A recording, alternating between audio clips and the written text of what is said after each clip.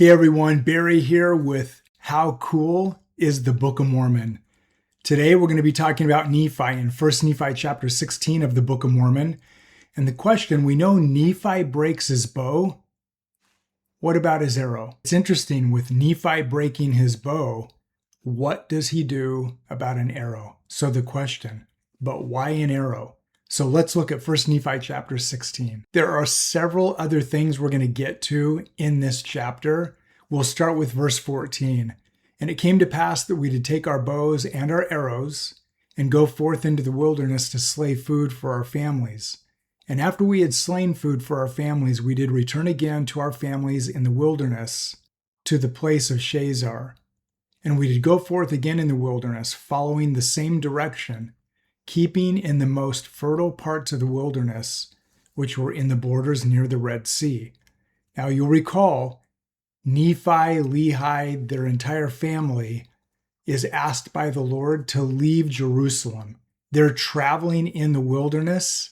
They've left their home. They've left their gold and silver. They've left most of their belongings in Jerusalem.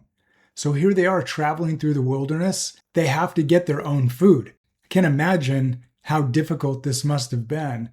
But over and over, you're going to hear in the scriptures them talking about our bows and our arrows. Lehi and his family, they're obedient to the commandments of the Lord. They leave Jerusalem in verse 15. And it came to pass that we did travel for the space of many days, slaying food by the way with our bows and our arrows and our stones and our slings. And we did follow the directions of the ball, which led us in the more fertile parts of the wilderness. Now, prior to this, Lehi comes out of his tent.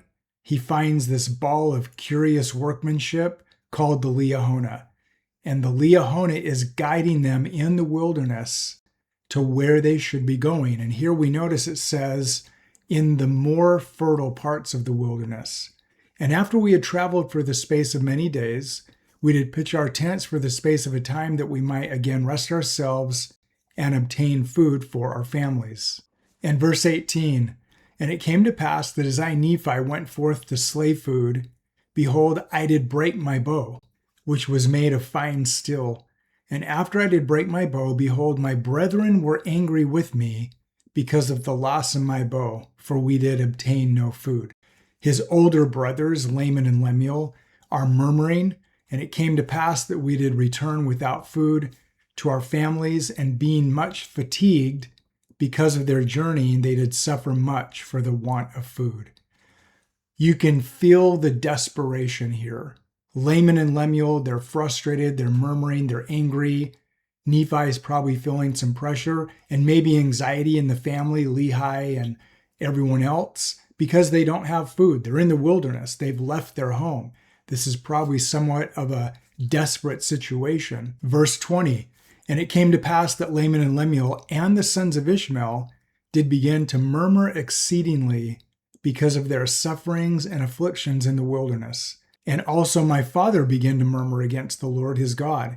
Yea, and they were all exceedingly sorrowful, even that they did murmur against the Lord. Now it came to pass that I, Nephi, having been afflicted with my brethren, because of the loss of my bow, and their bows having lost their springs, it began to be exceedingly difficult, yea, insomuch that we could obtain no food. Now, maybe you've wondered this like I've wondered. Why aren't Laman and Lemuel out doing something about this? They're the older brothers. Why aren't the sons of Ishmael doing something about this? Remember, Nephi, he's the youngest brother. Even Sam is older than Nephi. He's the youngest brother.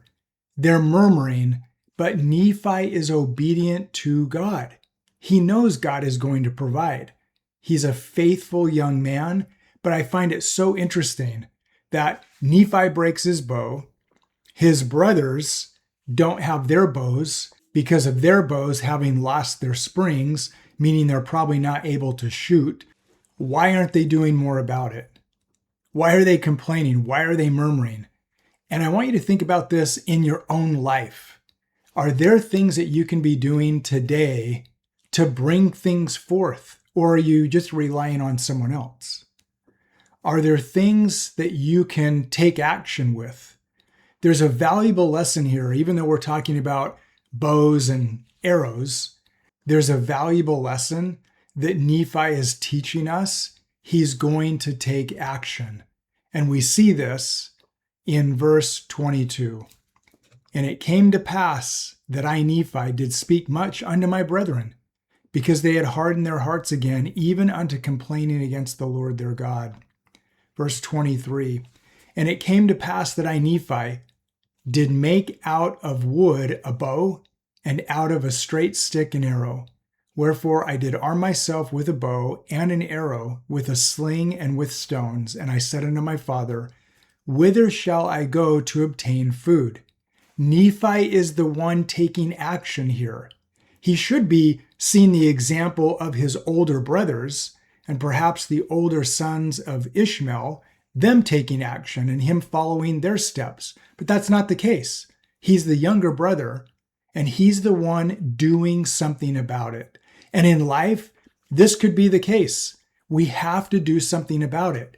Get out of bed, take action, be faithful, and I love the phrase, go make things happen. Nephi is a go make things happen kind of guy. I want to spend some time and focus on this verse 23. We read it and we skim over something. And what we skim over is that Nephi makes out of a straight stick an arrow. Why? Why did Nephi make an arrow? The scriptures don't tell us that he broke an arrow or he broke arrows. He broke his bow. So why does Nephi go make an arrow? And here's what's cool. He makes an arrow. He makes a single arrow. That kind of tells you something about the personality of Nephi. This guy's confident. He has faith in God. He knows God is going to provide. He makes a single arrow. That's confidence. That's conviction. He knows what's going to happen based on his faith and other experiences that he's had in his life with God. You exercise faith, things will come to fruition. Nephi makes one arrow. Well, why does he make an arrow? Because he didn't break an arrow. Remember, what kind of bow did he have? He had a steel bow. So the question is, can you shoot a steel arrow with a wooden bow? And the answer is likely no. Is it possible? Perhaps. But in this case, Nephi is using his bow and an arrow to hunt for food. He needs precision. He needs accuracy. He needs power. He probably needs distance. If Nephi tried shooting the steel arrow with his new wooden bow, it's likely the precision, the distance, the accuracy wouldn't be there. So Joseph Smith casually translates, and out of a stick, an arrow. You know, it's been said many, many hundreds, if not thousands, or tens of thousands of times that Joseph Smith wrote the Book of Mormon. No, Joseph Smith translated the Book of Mormon by the gift and power of God. He didn't just slip this in here. He probably wasn't even aware of it, that it's difficult to shoot a steel arrow with a wooden bow. But here we see an internal evidence of the translation and the authenticity of the Book of Mormon coming from God. And these are Nephi's words, that he did make out of wood a bow and out of a straight stick an arrow. He needed both a wooden bow and a wooden arrow for precision, accuracy, distance, so he could accomplish this goal of obtaining food for his family. I've heard this called another bullseye for the Book of Mormon. So Nephi alone goes to hunt food in verse 30. And it came to pass that I, Nephi, did go forth up into the top of the mountain, according to the directions which were given upon the ball, upon the Liahona. And it came to pass that I did slay wild beasts, insomuch that I did obtain food for our families. Here again, Nephi is setting the example. He's not murmuring. He's not complaining. He's taking action and he's doing something about it. What a phenomenal example. Now, before we wrap up, there are a couple other things I want you to be aware of in this chapter. Going back to verse 14, they are guided by the Liahona. And notice that the Liahona is guiding them in the most fertile parts of the wilderness. That's one phrase.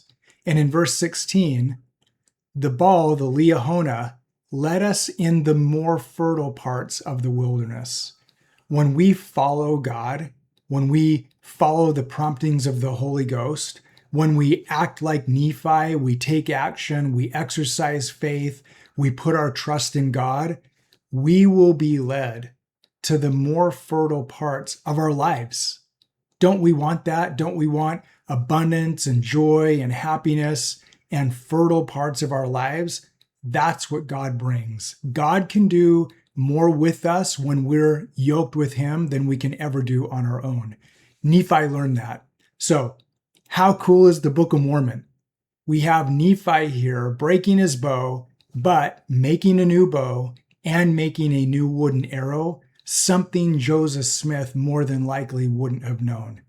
An evidence of the Book of Mormon, the powerful example of Nephi. How cool is the Book of Mormon?